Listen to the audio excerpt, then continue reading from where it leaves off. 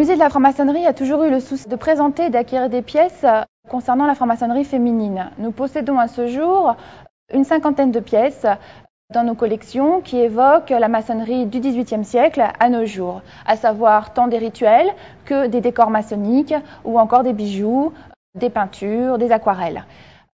Dans notre nouveau musée qui a ouvert en février dernier, nous avons une vitrine entière qui lui est consacrée précisément à la maçonnerie du XVIIIe siècle. Il faut savoir que la franc-maçonnerie féminine apparaît en France et en Europe dès le début du XVIIIe siècle. Les femmes sont très tôt initiées en France et en Europe, et ce, malgré l'avis exprimé par le pasteur Anderson dans ses constitutions. Nous pouvons compter grosso modo en France, à la veille de la Révolution française, une centaine de loges qui sont à la fois des loges mixtes et féminines, puisque les loges de femmes sont essentiellement greffées sur des loges masculines. Les loges féminines dites d'adoption vont peu à peu disparaître au cours du XIXe siècle et probablement cela est dû à la mise en place du Code civil napoléonien en 1804 qui va reléguer un petit peu le rôle de la femme. Cependant, des femmes vont continuer leurs activités, essentiellement des femmes issues de milieux sociaux aisés, telles que l'impératrice Joséphine de Beauharnais, qui continuent à se réunir dans des loges et continuent avant tout leurs œuvres caritatives et de bienfaisance. Nous nous trouvons ici devant la vitrine présentant les objets de la maçonnerie féminine, pièces rarissimes. Nous avons en particulier une série de rituels du début du XIXe siècle qui présentent soit les règlements d'une loge, soit la manière de décorer également la loge, voire également des rituels de passage d'un grade à un autre, d'apprenti à compagnonne maîtresse, et également dans quelques grades des hauts grades. Nous avons ici ainsi présenté deux pièces, deux rituels, qui présentent donc à la fois les textes et en première page un dessin au lavis présentant les symboles essentiels de la maçonnerie féminine. Il faut savoir que la maçonnerie féminine se distingue de celle des hommes par l'utilisation de symboles issus du courant religieux biblique. Donc nous pouvons repérer par exemple ici, sur ce dessin, l'arbre de la connaissance autour duquel s'enroule le serpent. Et de part et d'autre, nous avons donc Adam et Ève qui sont présentés. Tandis que de l'autre côté, nous avons par exemple l'échelle de Jacob ou encore l'arche de Noé qui est placée au sommet d'une colline.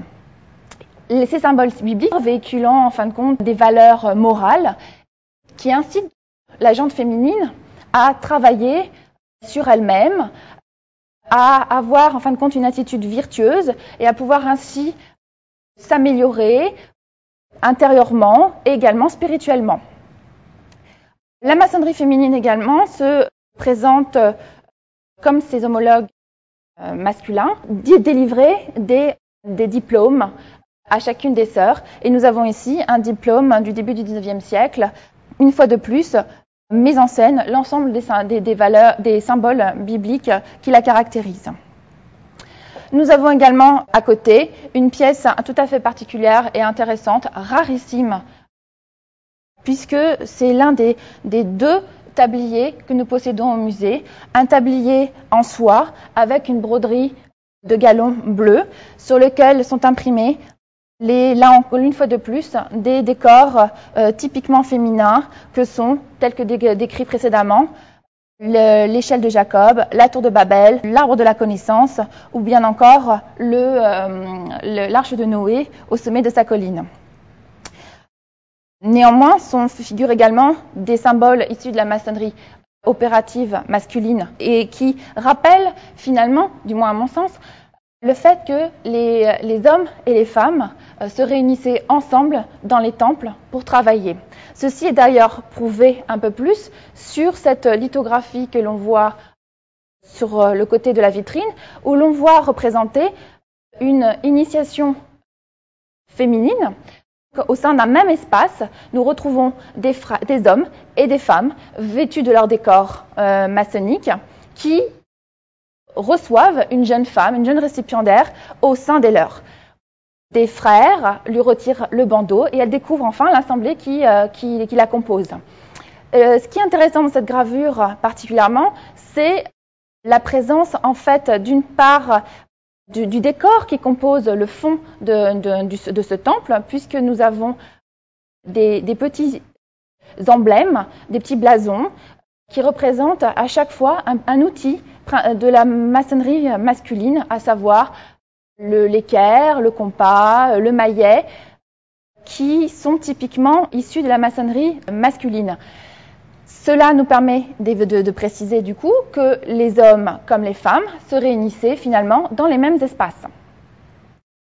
Par ailleurs, dans cette composition-là, il est intéressant de noter non seulement les décors que portent ses frères et ses sœurs, comme les tabliers que les frères portent, qui sont, si l'on zoome dessus pour mieux les distinguer, portent en fin de compte un décor au temple, à la manière des tabliers que nous présentons dans d'autres vitrines. Et, chose particulièrement intéressante, c'est la présence au centre du temple d'un tapis de loge. En effet, les femmes avaient, tout comme leurs homologues masculins, déployé au sol un tapis de loge. Contrairement à eux, ce tapis de loge ne portait pas des décors d'équerre et de compas, mais plutôt, bien là encore une fois, des symboles de la maçonnerie féminine, comme ceux décrits précédemment. Et nous en avons un ici qui est exposé en vitrine, le seul tapis de loge connu à ce jour, donc un canevas qui est ici présenté. Il est intéressant de voir la composition en fait de cette pièce-là, qui représente en fait autour d'une guirlande de fleurs. Donc au milieu, nous avons derrière ces deux colonnes qui s'élèvent, nous avons un vaste jardin, un jardin céleste où illumine finalement un soleil brillant, probablement le soleil divin, et autour s'élèvent des architectures diverses et variées comme la tour de Babel que nous pouvons observer en haut, ou bien encore des arches, des pyramides.